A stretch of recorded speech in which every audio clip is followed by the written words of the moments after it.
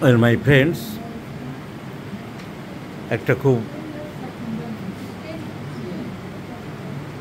পেকিউলিয়ার, ঠিক বলবো কি, embarrassing case. Selection of medicine অনেকক্ষণ ধরে ভাবনা চিন্তা করে কী ওষুধ সিলেকশন করলাম, কেসটা কী, সব দিক দিয়ে এই ভিডিওতে আলোচনা করতে চাইছি। 45 বছর বয়স্ক এক ভদ্রমহিলা, যেহেতু সেন্সিটিভ ব্যাপার আছে, ইউট্রাইন ব্লিডিং এসব ব্যাপার আছে, ওনার মুখটা দেখাচ্ছি না। উনি একটু ওবেসিটি টেন্ডেন্সি, দেখতে একটু মোটা সোটা আছেন, ওবেস। এই ভদ্রমহিলার 45 বছর বয়স, মানে নিয়ার অ্যাট ক্লাইম্যাক্টারিক পিরিয়ড টাইম। যদিও ক্লাইম্যাক্টারিক ব্যাপারটা ওনার আগেই মিটে গেছে, সেটা আমি বলছি। তো ওনার যেভাবে হোক ইউট্রাসের টিউমার ধরা পড়ল। তো 2018-তে হিস্টেক্টমি হলো। অ্যালোপ্যাথিক গাইনোকোলজিস্ট ডাক্তারবাবু ওনার হিস্টেক্টমি করলো এবং বলল, অপারেশনের পরে বলেছে যে ডান দিকের ওভারিটা খারাপ ছিল, একদিকের ওভারিটাও গণ্ডগোল করছিল, কিছু একটা ডিস্টারবেন্স ছিল, আমি সেটাও বাদ দিয়েছি, তোমার আরেক দিকের ওভারিটা আমি রেখে দিলাম। এখন প্রবলেম বাঁ দিকের ওভারিতে আরম্ভ হয়েছে, তার মানে আমরা ধরে নিতে পারি ডান দিকের ওভারিতে কিছু একটা প্রবলেম হয়েছিল। তো হিস্টেক্টমি উইথ রাইট সাইডেড ওভারিয়েক্টমি বা উপরেক্টমি। খেয়াল রাখবেন 2019-20 ভালো ছিলেন, 22 সালের দিক থেকে পরে ওনার একটু ইরেগুলার ব্লিডিং আরম্ভ হলো, বাম দিকে ব্যথা আরম্ভ হলো ওনার। তার মানে বাম দিকের ওভারিতে আবার কিছু প্রবলেম আরম্ভ হলো, যার আলটিমেট রেজাল্ট এখন পরীক্ষা করে জানা যাচ্ছে যে বাম দিকের ওভারি, কিন্তু ছবিতে দেখা যাচ্ছে না ovary, both ovaries are not visualized, কিন্তু large septated cyst is seen into the pelvic cavity. তার মানে আমরা সহজেই বুঝতে পারছি যে বাঁ দিকের ডিম্বকোষে বা ওভারিতে আবার সিস্ট হয়েছে এবং সেটা বড় হয়ে তালগোল পাকিয়ে পেলভিক ক্যাভিটির মধ্যে ঢুকেছে, চেপে ধরেছে পেলভিক ক্যাভিটিকে। এটাই তো সহজ ব্যাপারটা বোঝা গেল এরকমই, যে বাঁ দিকের ওভারিতে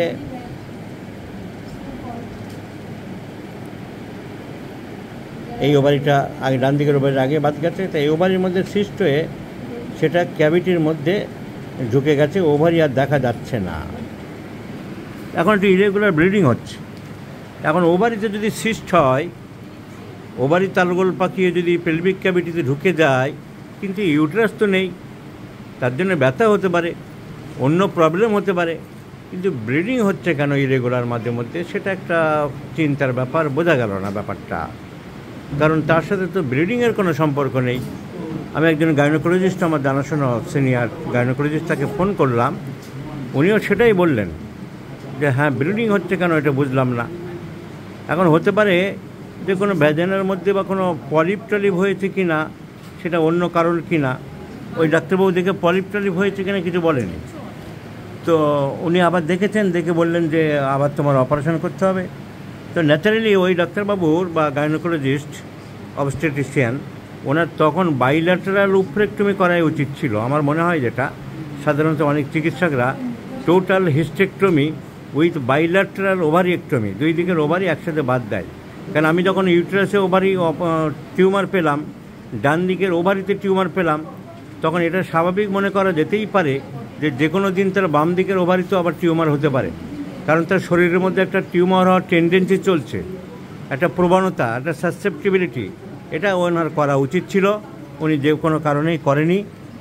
তো এখন ওই বাম দিকের ঠিক তাই হলো। তখন এই টোটাল জিনিসটা বাদ দিয়ে দিলে বাচ্চা কাচ্চার দরকার ছিল না, আর টিউমার বেড়ে যাচ্ছে, এই বিপদটা ভদ্রমহিলার হতো না। এই চিকিৎসকের এইসব বিভ্রাটের জন্যই এই মানুষগুলো ভোগে। তো এখন আমাদের কাছে এসেছেন, এখন ওষুধে কতটা কন্ট্রোল করে দেয় দেখা যাক, না হলে আবার অপারেশন করতেই হবে। এভাবে ফেলে রাখা যাবে না, পরে একটা ম্যালিগন্যান্সি হয়ে যাবে, কী হবে। তো যেহেতু আমি গাইনোকোলজির সাথে এই জন্যে কথা বললাম, উনি দেখবেন, কথা দিয়েছেন, কিন্তু বললেন না এটা ভয়ের কোনো ব্যাপার নেই, এই বয়সে সাধারণত এই সিস্টগুলো প্রবলেম খুব একটা করে না।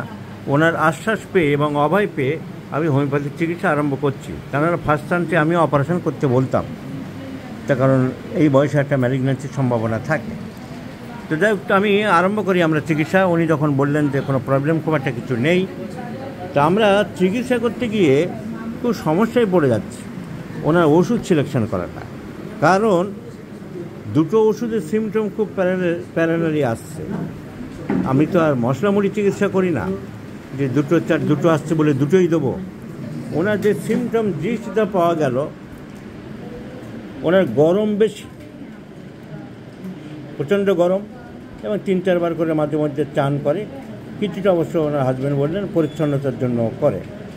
তাহলে আমি গরম বেশি, চান করতে খুব ভালোবাসে, আর খাবার দাবার খুব ঠান্ডা খেতে ভালোবাসে।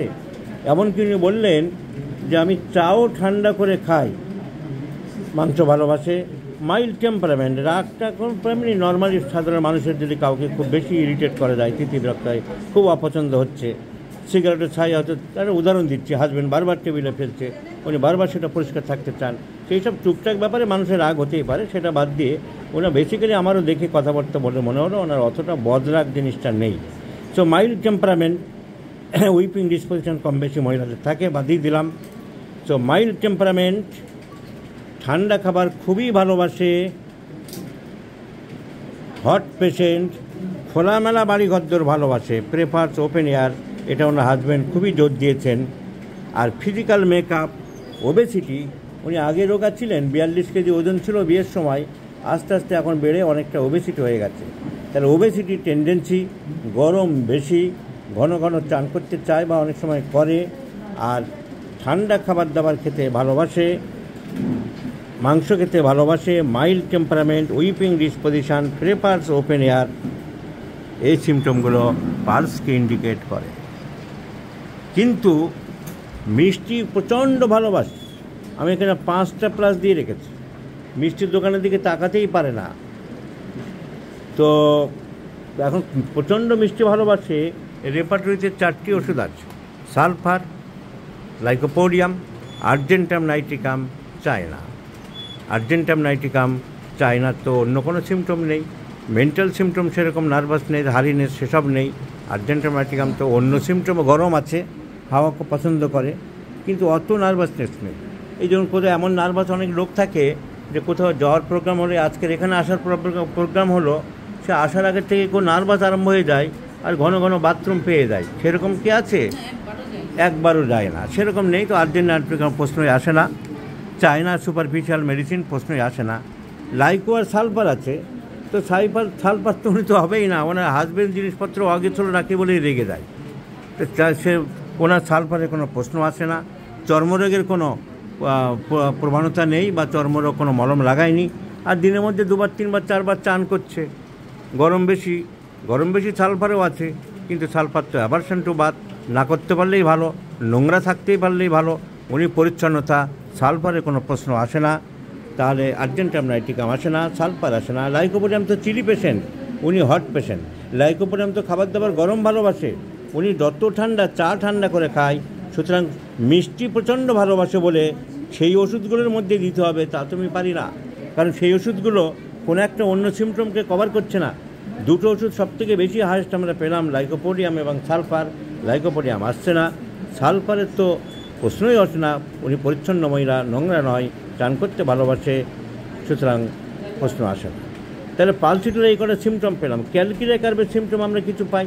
ক্যালকিরিয়া কার্ভ এরকম মোটা সেটা হয়ে যায়, ওবেসিটি টেন্ডেন্সি আছে, ডিম ভালোবাসে, ক্যালকিরিয়া কার্ভ মিষ্টি ভালোবাসে, আচ্ছা ঘাম বেশি আছে ওনার, কিন্তু ক্যালকিরিয়া কার্ভ চিলি পেশেন্ট, আমার পেশেন্ট হট পেশেন্ট। অত ক্যালকিরিয়া কার্ভের মতো নার্ভাস ভীতু অত নেই যে কোথায় কোথায় ভয়, ভূতের ভয়, অন্ধকারের ভয়, এইসব তো নেই বলেছ। ভূতের ভয়, অন্ধকারের ভয় এসব নেই।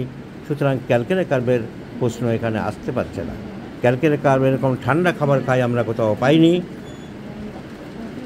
মিষ্টি মোটামুটি খায়, কিন্তু ক্যালকিরিয়া কার্ভ চিলি পেশেন্ট। তো ক্যালকুলেট করবো আমি চিন্তা করলাম। সো টেন্ডেন্সি টু ওবেসিটি আর pulsatilla has great action over the uterus and ovaries. It is a female remedy like sepia, like Lilium tick, Savina, Pulsatilla has the fierce of action over the uterus and ovaries, I mean the internal genital organs of the female. So my patient is obese, tendency to obesity, and what? Prefers bath in several times of the day and prefers open air, wants to door and windows open. Therefore cold food is very, very important. And the fears of action of the Pulsatilla, I do like to prescribe Pulsatilla. Let's see the result. It is a challenging case, irregular PV and ovarian cyst, left sided. আবার অপারেশনের নিঘাত প্রয়োজন হয়ে পড়েছে। দেখা যাক আমাদের homeopathic ওষুধে ওনাকে কন্ট্রোল করতে পারি কি না। Please stay with me my friends, please follow my YouTube channels, এবং এই কেসটার ফলো আপ আমরা নিশ্চয়ই জানতে পারবো 2 মাস পরে। Let's see the result. I shall share you of course the follow up.